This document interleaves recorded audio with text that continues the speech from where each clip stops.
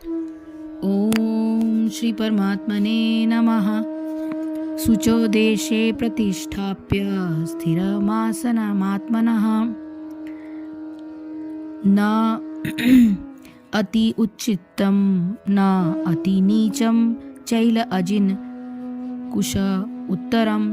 शुचो यानी पवित्र, देश यानी भूमि में, प्रतिष्ठाप्य स्थापित करके, स्थिरम यानी दृढ़, आसनम आसन, आत्मनः स्वयं का, न यानी नहीं, अति यानी अत्यधिक, उच्चितम ऊंचा, न तो, अति यानी अधिक, नीचम नीचा, चैल अजिन मुलायम वस्त्र तथा मृगछाला, कुश यानी कुशा का, उत्तरम यानी आवरण।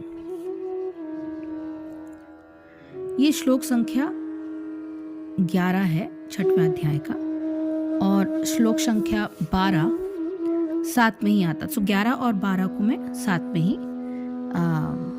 एक्सप्लेन करूंगी। श्लोक संख्या 12, तत्र एक अग्रम मनः कृत्वा यत्तचितम् इंद्रियः क्रिया उपविश्य आसने युञ्जात् योगम आत्मः विशुद्धये।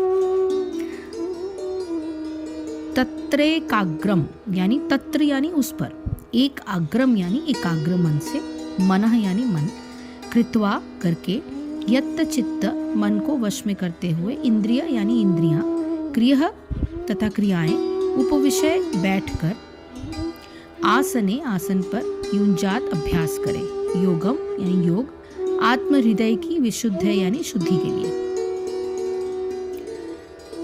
योग अभ्यास के लिए योगी एकांत स्थान पर जाकर भूमि पर कुशा बिछा दे और फिर उसे मृगछाला से ढके तथा ऊपर से मुलायम वस्त्र बिछा दे। आसन न तो बहुत ऊंचा हो न बहुत नीचा, यह पवित्र स्थान में स्थित हो। योगी को चाहिए कि इस पर दृढ़ता पूर्वक बैठ जाए और मन इंद्रियों तथा कर्मों को वश में करते हुए तथा मन को एक बिंदु पर स्थिर करके हृदय को शुद्ध करने के लिए योगाभ्यास करे। इसका तात्पर्य ये है कि पवित्र स्थान यानी तीर्थ स्थान का सूचक माना जाता है। भारत में योगी तथा भक्त अपना घर त्याग कर प्रयाग, मथुरा, वृंदावन, ऋषिकेश तथा हरिद्वार जैसे पवित्र स्थानों में वास करते हैं और एकांत स्थान में योगाभ्यास करते हैं, जहां यमुना तथा गंगा जैसी नदियां प्रभावित होती हैं। किंतु प्राय ऐसा करना सबों के लिए, विशेषतया पाश्चात्यों के लिए संभव नहीं है। बड़े बड़े शहरों की तथाकथित योग समितियां भले ही धन कमा ले, किंतु वे योग के वास्तविक अभ्यास के लिए सर्वथा अनुपयुक्त होती हैं। जिसका मन विचलित है और जो आत्म संयमी नहीं है, वह ध्यान का अभ्यास नहीं कर सकता। अतः बृहन्नादीय पुराण में कहा गया है कि कलियुग यानी वर्तमान युग में, ये समय जो चल रहा है अभी, इसमें जबकि लोग अल्पजीवी, आत्म साक्षात्कार में मंद तथा चिंताओं से व्यग्र रहते हैं, भगवत प्राप्ति का सर्वश्रेष्ठ माध्यम भगवान के पवित्र नाम का कीर्तन है।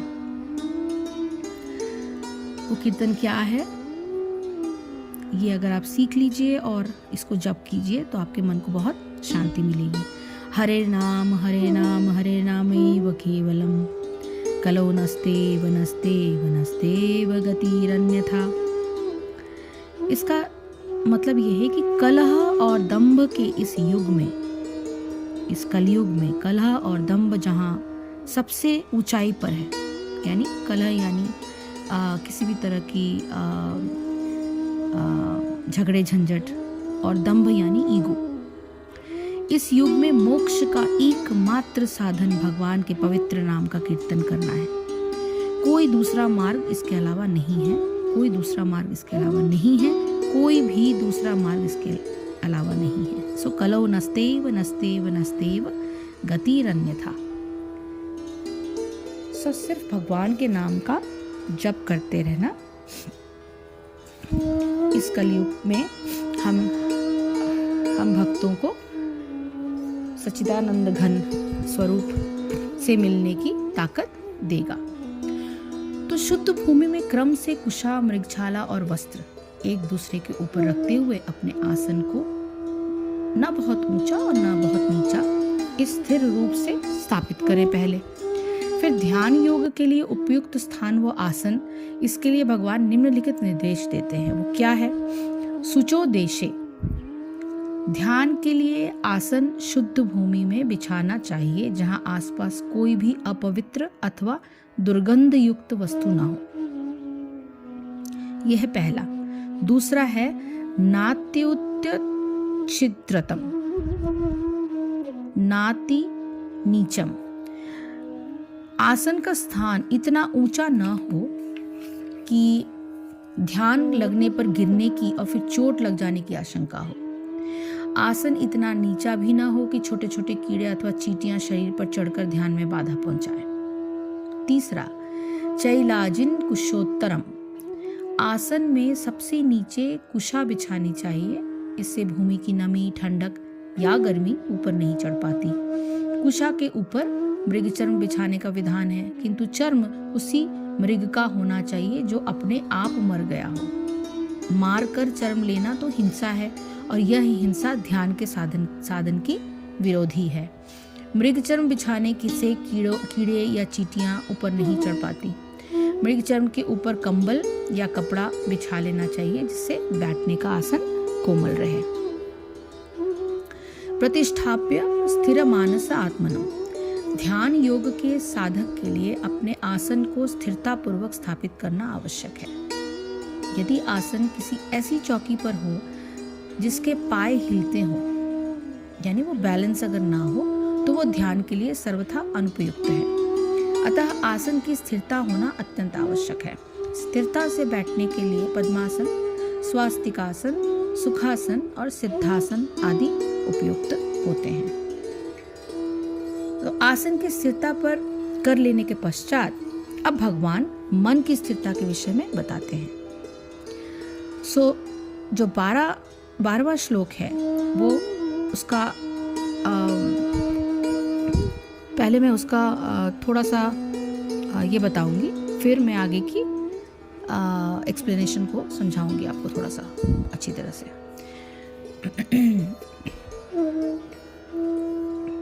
तो तत्रैकाग्रम मनः कृत्वा यत् चित्तेन्द्रिय क्रिया उपविशयासने युञ्ज्याद्योगमात्मना विशुद्ध है। उस आसन पर बैठकर मन को एकाग्र करके चित्त और इंद्रियों की क्रियाओं को वश में किए हुए अंतःकरण की शुद्धि के लिए योग का अभ्यास करना चाहिए। ध्यान योग के अभ्यास की प्रक्रिया वो क्या है? अध्याय संख्या 5 के 27वें श्लोक और 28वें श्लोक में ध्यान योग के साधन की प्रक्रिया संक्षिप्त रूप में मैंने पहले ही एक्सप्लेन किया हुआ है।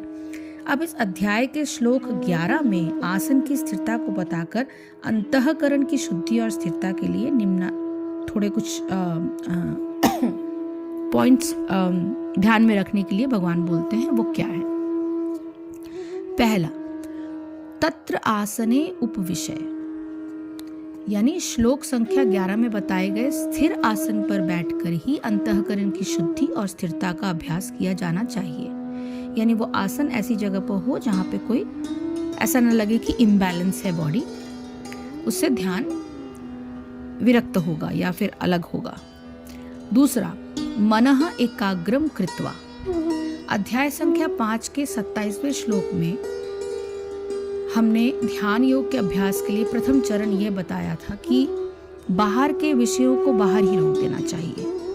यह इसलिए आवश्यक है क्योंकि ध्यान योग के अभ्यास के लिए बैठने पर मन में ये धारणा दृढ़ कर लेनी चाहिए कि ध्यान के समय बाहर के विषयों का चिंतन होने से न तो ध्यान ही होगा और न विषयों का निस्तारण होगा।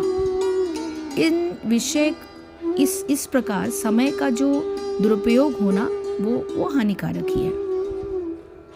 यह विचार दृढ़ हो जाने पर ध्यान के विषय में मन एकाग्र हो जाता है। यदि फिर भी कोई बात मन में प्रवेश कर जाए तो उसकी उपेक्षा कर देनी चाहिए, यानी उस चीज से बाहर निकलने की कोशिश करनी चाहिए और ध्यान को फिर से उस बिंदु पर केंद्रित करना चाहिए। न तो उसे हटाने की चेष्टा करें, न मन को उससे चिपटने दें। यानी अगर कोई मन में कोई भाव या कोई चिंता या कोई किसी भी तरह की चिंतन अगर आ रही है, उसको आने दीजिए। वो आएगा और फिर वो धीरे धीरे it will shift, because mind is never at a still position unless you sort of reach to that level where your mind is completely blank, and that is where you know that you have entered in the ध्यान योग। So ऐसा करने पर शीघ्र ही यह बात विलीन हो जाती है। एक थॉट्स आता है, फिर वो चला जाता है और फिर से मन को एकाग्र करने में जुट जाइए। तीसरा, यत्त चित्तेंद्रिय क्रियः, चित्त का स्वभाव भी ये होता है कि उसमें पहले अनुभव किए हुए विषयों की स्मृति से उसका चिंतन होने लगता है। यानी जो चीजें हो चुकी हैं या होने वाली हैं, उसके विषय में हम सोचते हैं। चित्त को एकाग्र करने के उपाय के सदृश ही चित्त में उभरने वाली इस प्रकार की स्मृतियों की भी उपेक्षा कर देनी चाहिए और इस बात पर विचार दृढ़ कर लेना चाहिए कि इस समय का उपयोग ध्यान के लिए ही है और हमें वो ध्यान ही करना है। कहाँ करना है?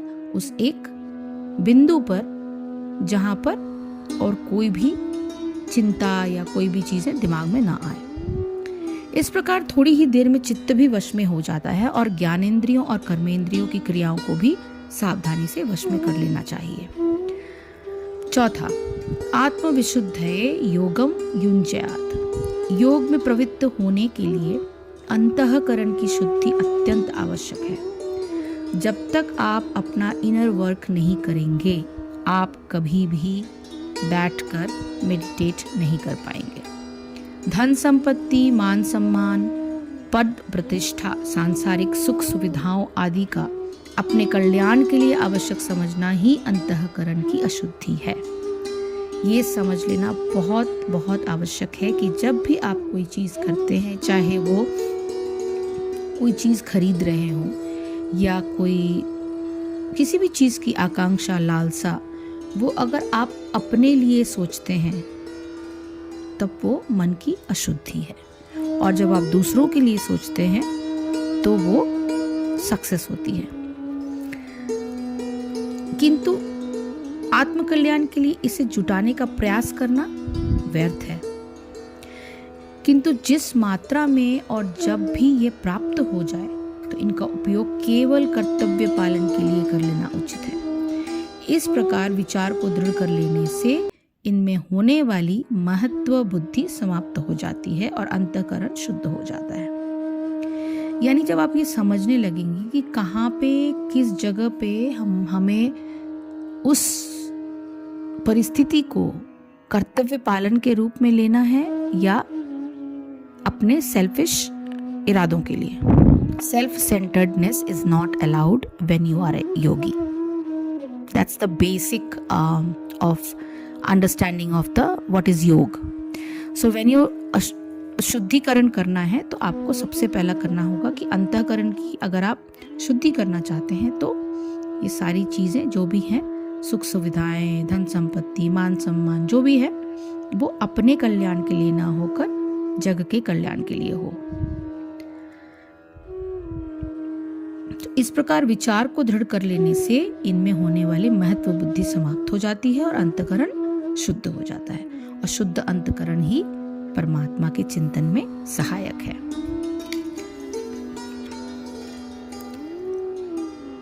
तो ये 2 श्लोकों में बताई गई प्रक्रिया से अंतःकरण को शुद्ध कर लेने पर अब भगवान शरीर की स्थिति के बारे में बताते हुए आगे के श्लोकों का वर्णन करेंगे। हरिओम तत्सत, हरिओम तत्सत, हरिओम तत्सत। जय श्री कृष्ण, जय गुरुदेव।